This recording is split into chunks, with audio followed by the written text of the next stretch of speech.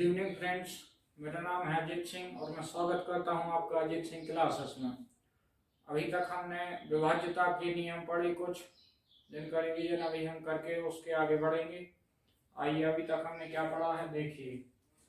सबसे पहले पढ़ा था 2 का विभाज्यता का नियम।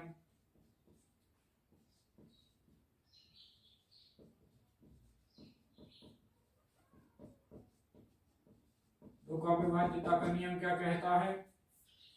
यदि किसी इकाई के अंक पर, यदि किसी संख्या के इकाई के अंक पर 2, 4, 6, 8, 10 हो तो वह संख्या क्या होगी? 2 से पूर्णतः विभाजित होगी। अर्थात यदि किसी इकाई के अंक पर कोई समांक है तो वह 2 से क्या होगा? पूर्णतः विभाजित होगा। ठीक है। फिर दूसरे नंबर क्या पढ़ा था हमने? 3 का विभाज्यता का नियम। 3 का विभाज्यता का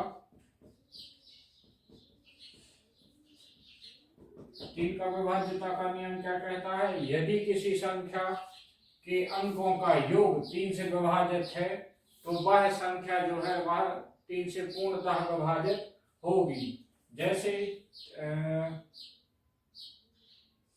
2, 4 और 9, यदि ये कोई संख्या है, इसको हमें चेक करना है कि ये 3 से पूर्णतः विभाजित है कि नहीं, तो इसको क्या करना पड़ेगा? इसके सभी अंकों को जोड़ लेंगे। कितना होगा? हो जाएगा 2 और 4 6 और 9 15। कितना होगा? 15 हो जाएगा। क्या ये 3 से पूर्णतः विभाजित है? जी बिल्कुल, यह 3 से जो है पूर्णतः विभाजित है। इसलिए यह जो संख्या है 249, ये भी क्या होगी? 3 से पूर्णतः विभाजित होगी। फिर हमने तीसरे नंबर पर पढ़ा था क्या? 4 का विभाज्यता का नियम।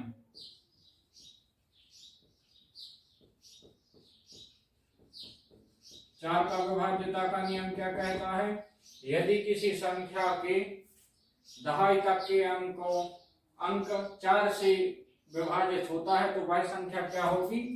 4 से पूर्णतः विभाजित होगी। जैसे यदि कोई संख्या है 284, यदि ये कोई संख्या है और इसके दहाई तक के अंक, मतलब इकाई और दहाई के अंक, ये जो है ये 4 से पूर्णतः विभाजित है तो वह संख्या क्या होगी? 4 से पूर्णतः विभाजित होगी। आइए देखते हैं क्या यह 4 से पूर्णतः विभाजित है। 4 दूनी 8, 4 एकम 4। ये क्या हो गया? कुछ नहीं बचा यहाँ पे। अर्थात यह जो क्या है 4 से पूर्णतः विभाजित है, तो यह पूरी संख्या जो है वह भी क्या होगी? 4 से पूर्णतः विभाजित होगी। फिर चौथा नियम हमने पढ़ा था 5 का विभाज्यता का नियम। 5 का विभाज्यता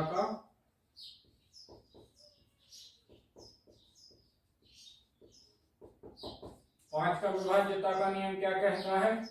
यदि किसी संख्या के इकाई के अंक पर 0 और 5 हो तो वह जो संख्या होती है क्या होती है? 5 से पूर्णतः विभाजित होती है। यदि किसी संख्या के इकाई के अंक पर 0 या 5 हो तो वह संख्या क्या होगी? पूर्णतः विभाजित होगी। इसी प्रकार होता है किसका? 10 का विभाज्यता का नियम।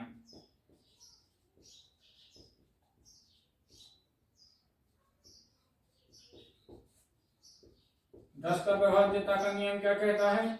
यदि किसी संख्या के इकाई के अंक पर 0 होता है, 5 में क्या होता है? 0 और 5 होता है, और 10 के विभाज्यता के नियम में क्या होता है? केवल 0 होता है। यदि किसी संख्या के इकाई के अंक पर 0 है तो वह 10 से पूर्णतः विभाजित होगा। अभी चूंकि हमने तीसरा नियम क्या पढ़ा था? 4 का विभाज्यता का नियम, तो फिर ये 5 हो गया 10 का विभाज्यता का नियम। छठवां हम पढ़ेंगे क्या? 8 का विभाज्यता का नियम। क्या पढ़ेंगे? 8 का विभाज्यता का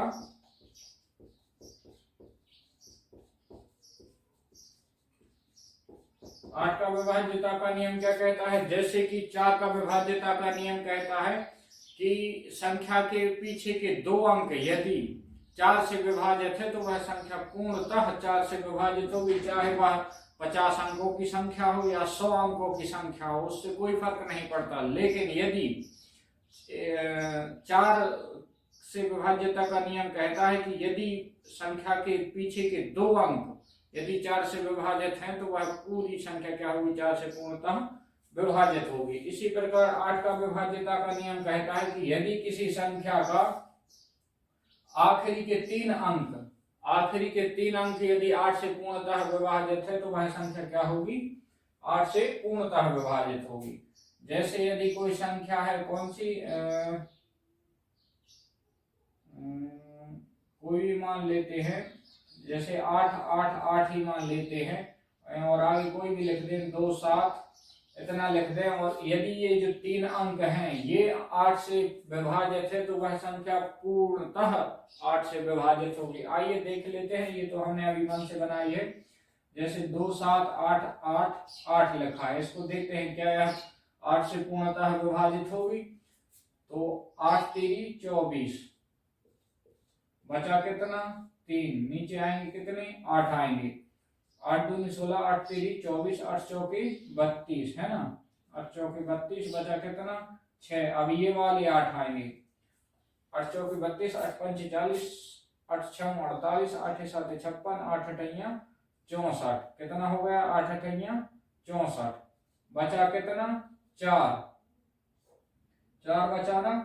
तो अब ये 8 आएंगे तो कितना हो जाएगा, 48, तो 8 6 48 हो गया ना, ये पूर्णतः विभाजित।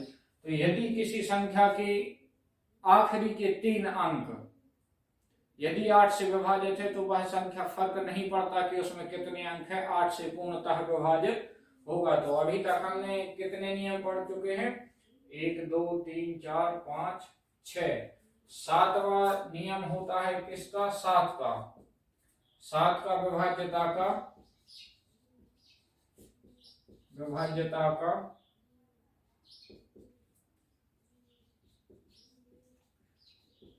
7 का विभाज्यता का नियम क्या कहता है, यदि किसी संख्या के, इसके आप नोट भी बना सकते हैं, मैं सभी का ऐसे ही भाग करके उदाहरण नहीं दे पाऊंगा, अभी मैं आपको बता देता हूं कि 7 का विभाज्यता का नियम क्या कहता है, तो आप उसको नोट कर लीजिए।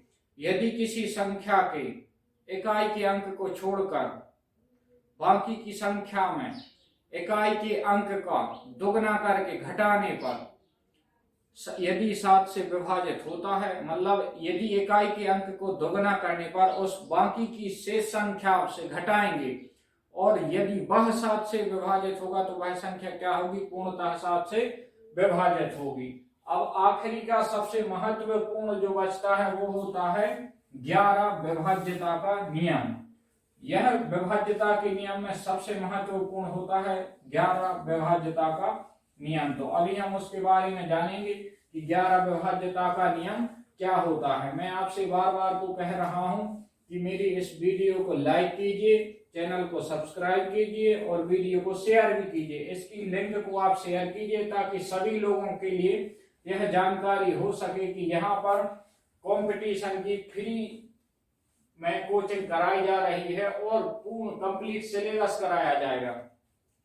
यदि आप इसको शेयर करते हैं इस लिंक को, तो इससे आपको पुण्य मिलेगा। क्या है, जो कि आर्थिक स्थिति, ऐसे बच्चे जिनकी आर्थिक स्थिति सही नहीं है, यदि आपको नहीं पढ़ना तो कोई बात नहीं, आप तो कम से कम लिंक को तो शेयर कर सकते हैं ताकि जो अन्य विद्यार्थी हैं जिनकी क्षमता नहीं है कि वो सागर जाकर कंपटीशन की तैयारी कर सके, तो वो इस चैनल के माध्यम से अपनी प्रतियोगी परीक्षाओं की तैयारी कर सकते हैं। 11 विभाज्यता का नियम क्या कहता है,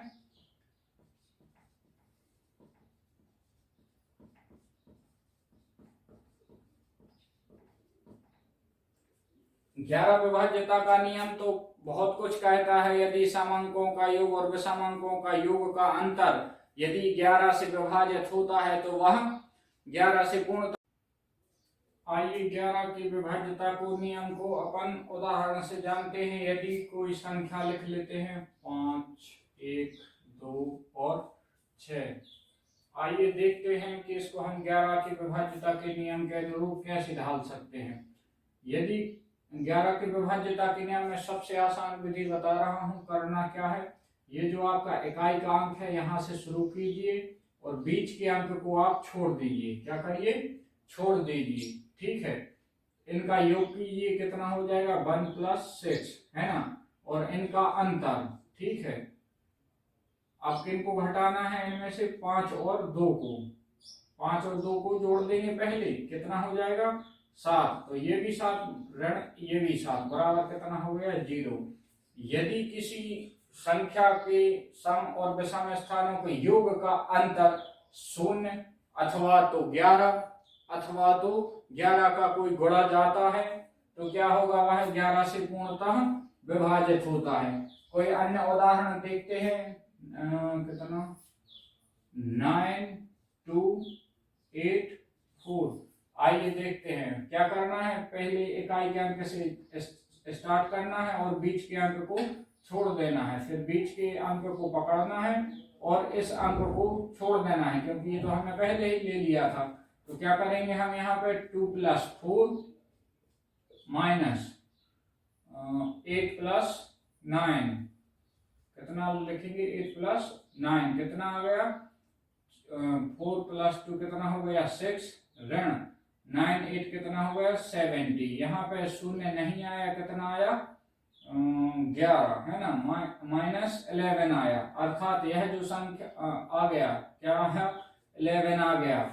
तो यदि 11 भी आता है तो क्या होगा, वह 11 से पूर्णतः विभाजित होगा। ठीक है, अब देखते हैं कौन सा 3 4 5 और 5 7 6, इसको देखते हैं। अभी तक आपको यदि समझ में नहीं आया होगा तो इस उदाहरण से आपको काफी अच्छे से समझ में आ जाएगा कि इसको 11 की विभाज्यता के नियम को लागू कैसे करते हैं। सबसे पहले इकाई के अंक को पकड़ेंगे और बीच के अंक को छोड़ देंगे, फिर यहाँ से इसको पकड़ेंगे इसको छोड़ देंगे। ठीक है, अब इनको अपन एक स्थान पर लिख लेते हैं प्लस करने के लिए, 4 + 5 + 6। अब माइनस करने के लिए क्या होगा, ये सेकंड वाला पकड़ेंगे, इस बीच वाले को छोड़ देंगे क्योंकि हमने इसको पहले ही ले लिया है। अब इसको छोड़ के इसको पकड़ लेंगे, है ना। तो इसमें कौन कौन से अंक आ जाएंगे, 3 + 5 + 7 कितना हो जाएगा, ये 6 5 11 4 15 ऋण 5 3 8 और 7 15 कितना आ गया 0।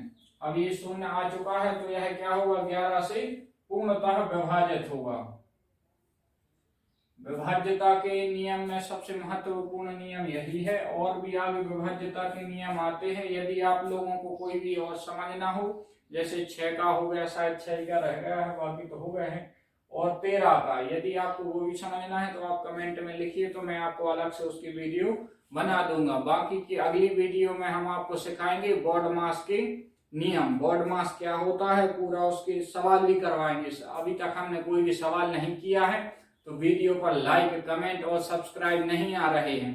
अब आगे की वीडियो में हम आपको सवाल भी करवाएंगे और भी अन्य प्रकार के, मतलब कंटिन्यू चलता रहेगा। आप लोग बस वीडियो को लाइक करते रहिए, चैनल को सब्सक्राइब करते रहिए। Thank you.